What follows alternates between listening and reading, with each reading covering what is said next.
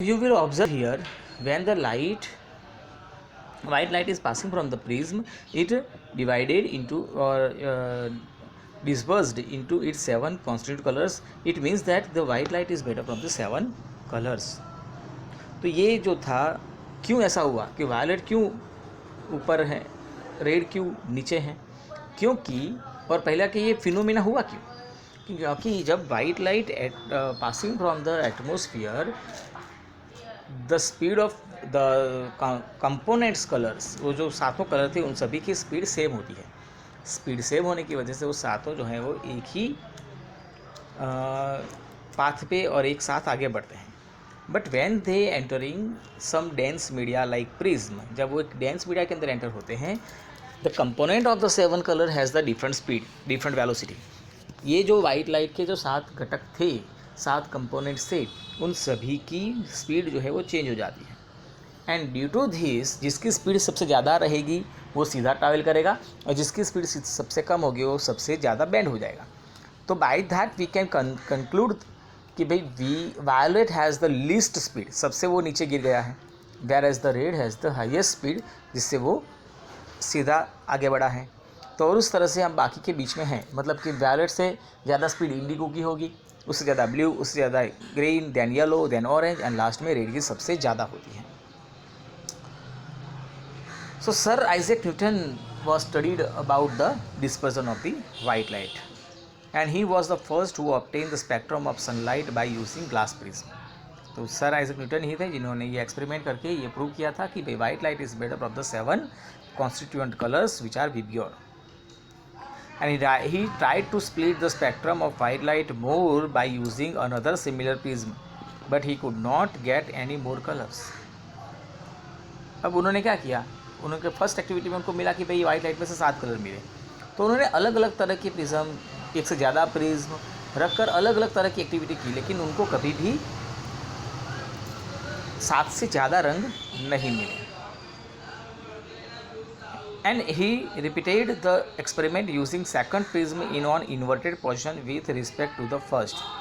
उन्होंने क्या किया, उसी एक्सपेरिमेंट को करते करते एक पोजीशन ऐसी भी ली उन्होंने कि एक प्रिज्म सीधा था और उतने ही मेजरमेंट वाला, उतने ही प्रिज्म एंगल वाला दूसरा प्रिज्म उसको इन्वर्टेड रखा, उल्टा रखा उसके सामने.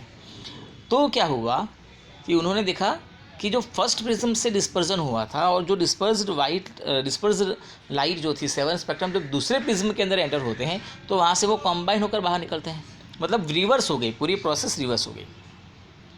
मतलब वाइट लाइट अंदर एंटर होकर प्रिज्म में से वो डिस्पर्स होकर 7 कलर्स में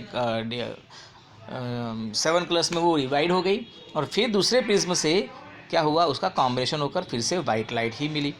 तो इसका मतलब ये हुआ कि white light is made up of the 7 components. जब आप वाइट लाइट को डिस्पर्स करते हैं तो 7 स्पेक्ट्रम मिलेंगे, 7 कलर्स मिलेंगे, और उन्हीं 7 कलर को जब आप कंबाइन करेंगे तो आपको वाइट लाइट मिलेगी. Remember guys, we are talking about the light, not the colours. जो पिगमेंट्स जो आप यूज़ करते हैं वो अलग चीज़ है. फिर आप घर में लेकर वो जो भी सब बॉटल कलर लेकर ऐसे साथ मिक्स करेंगे और फिर आपको वाइट लाइट नहीं मिलेगा और आप चिल्लाएंगे, तो वो गलत है. We are not talking about the pigments, we are talking about the lights. हम लाइट्स की बात कर रहे हैं. तो इस तरह से जो वाइट लाइट है उसका डिस्पर्जन करके हम 7 रंग मिला सकते हैं, या 7 रंग को कंबाइन करके हम वाइट लाइट भी प्रोड्यूस कर सकते हैं. तो ये टॉपिक था डिस्पर्जन ऑफ लाइट, और उसी के रिलेटेड है एक और पॉइंट जिसको हम देख लें, वो है रेनबो फॉर्मेशन. तो जैसे प्रिज्म में से आपको 7 रंग मिलते हैं, वैसे ही नेचर में भी 7 रंग बनते हुए देखे होंगे मानसून के सीज़न में स्पेशली.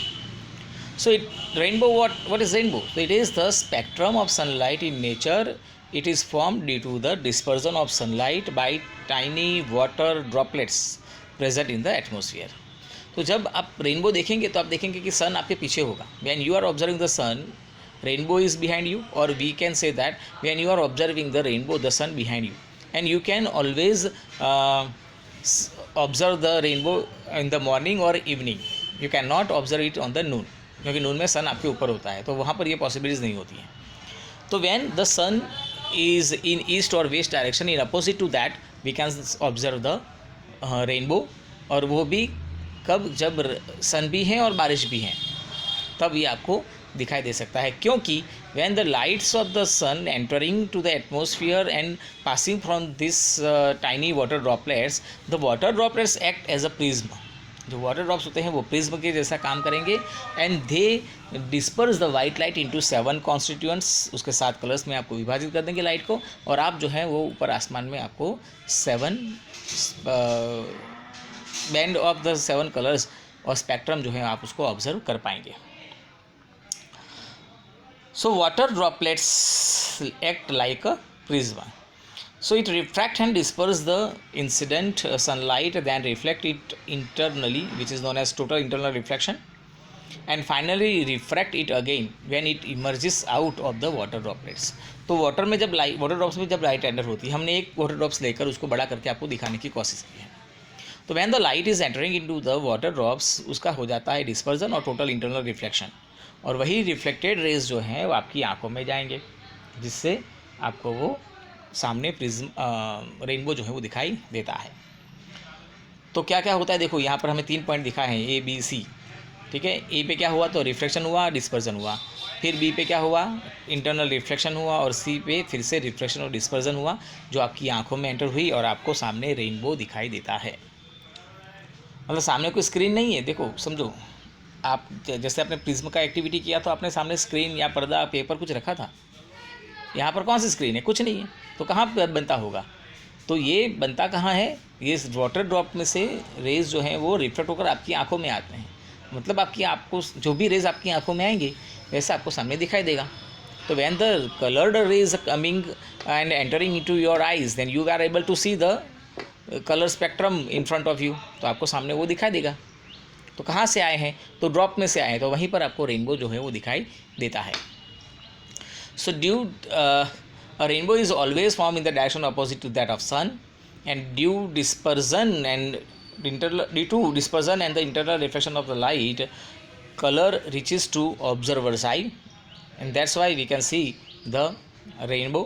उसमें भी फॉर्मेशन वही रहेगा, नीचे वाला वायलेट होगा, ऊपर वाला रेड रहेगा. मतलब वीप ग्योर, नीचे से ऊपर तक जाना है आपको, नीचे वायलेट होगा और ऊपर रेड होगा. तो इस तरह से रेनबो का फॉर्मेशन होता है.